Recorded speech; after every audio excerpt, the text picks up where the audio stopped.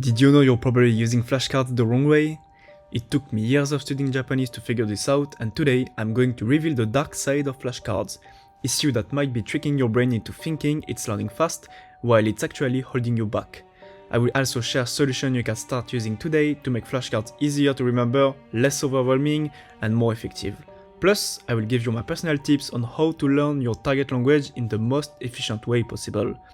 Applying this strategy will literally make your learning journey at least twice as effective, so stick around until the end. I've been learning Japanese for a few years now, and I've thought a lot about the problems and the solution in my journey. Over the years, I've used flashcards a lot, actually thousands of them, and while they can be highly effective, they have serious problems. Before we talk about the problems, let's quickly go over the benefits of the flashcard so you can really understand how they work and how your brain responds to them. Oh, and before we get started, please leave a like, that would really mean a lot for my small channel. I put a lot of effort into these videos. The benefits of flashcards. So, basically to explain flashcard, it's a tool with two sides. One side, you have the question, on the other side, the answer. Based on how well you answer, the algorithm adjusts when the card will appear for the review. They are great for three different reasons. First, active recall.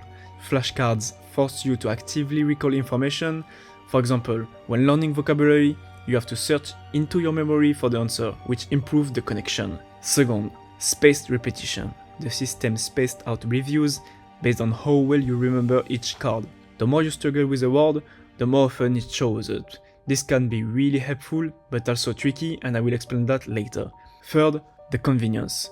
You can use flashcards anytime, anywhere, straight from your phone or your computer. It's very convenient and easy, and you have a ton of already made deck. You can learn vocabulary, kanji, sentence, and almost anything from the flashcards. Now, let's talk about the dark side of flashcards and how they can literally sabotage your learning if used incorrectly. First, the one question, one answer system. Flashcards typically train you to associate one question with one answer.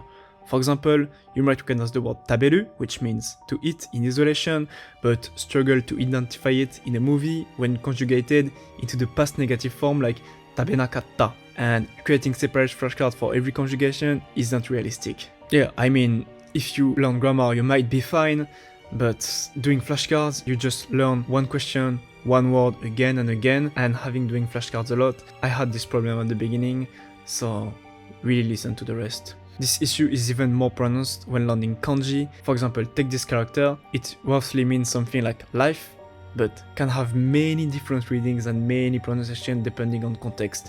For example, ikiru, seikatsu, or namabiru.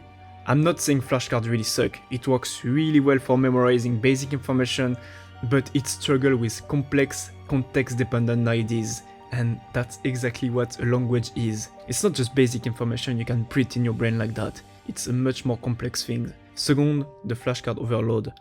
Flashcards can pile up quickly. Many learners download pre-made decks or add every word they come across. When you start, 20 or 50 cards a day can feel easy, but as mistakes accumulate, you can end up with hundreds of reviews daily, leaving no room for new words. And if you skip 1 or 2 days because you're watching anime or in holiday, your deck will really stack again and again and again, and you will lose motivation further, the flashcards will continue stacking, and you will never come back to your deck. Third problem, the pattern recognition instead of learning. Here is the biggest issue. Flashcards often train you to recognize patterns, not truly learn the content.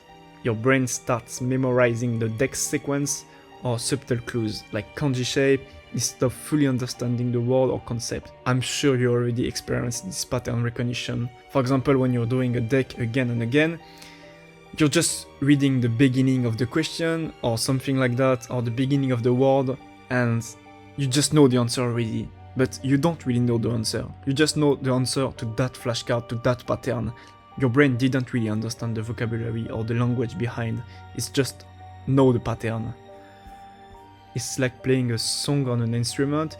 You rely on the muscle memory to play, but if you have to pause during playing piano and start in the middle, you might struggle. Similarly with flashcard, you might recognize the answer without actually understanding it. True language acquisition comes from exposure, watching, reading, and listening to the same words in different contexts over time. For example, Native speakers instinctively know when to use say or tell because it feels right in the context. Even if they can't explain the rule, learners on the other hand might say something unnatural like she said to me come here instead of she told me to come here. So, how to use flashcards effectively?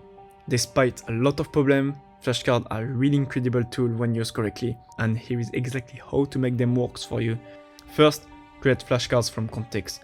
Pre-made decks are fine for core knowledge like common words, for example cat, but for abstract or complex ideas, create flashcards based on context.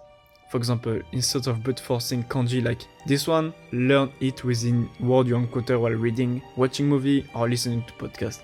This way, you naturally build connection to the kanji's meaning and pronunciation. As you learn more words with the same kanji, you will start recognizing pattern, making it easier to guess the reading of new words. Second tips. Focus on frequent words. Don't pause to look up every unfamiliar word in a show or book. It will disrupt your immersion.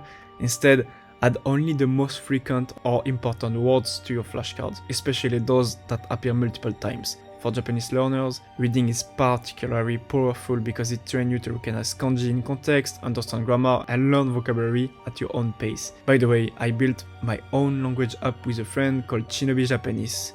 It's designed to help you read Japanese through illustrated story. You can click on words to see their meaning, pronunciation, and example. Save them for flashcards and even toggle furigana off or on. The image helps a lot, making it easier to remember vocabulary and kanji.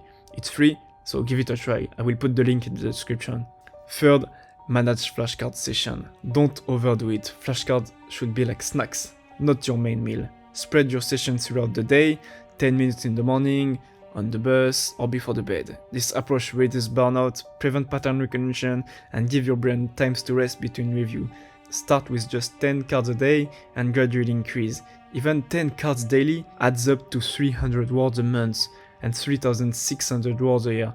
This is huge with only a minimal effort. Last tip I can give you is building better connection for the words you struggle with. If a word just won't stick like it happened to all of us, create a separate deck or mark it as important. Then try using the specific word you struggle with in your own sentences. For example, if you can't remember the word fish, write sentences using that word with other vocabulary you've learned. Creating your own example builds stronger connection and help you retain the word long term. By applying these tips, you will retain more and learn more efficiently. Even if it feels slower at first, trust me, it's worth in the long run. Also, don't forget to check out my app Shinobi Japanese and share your feedback.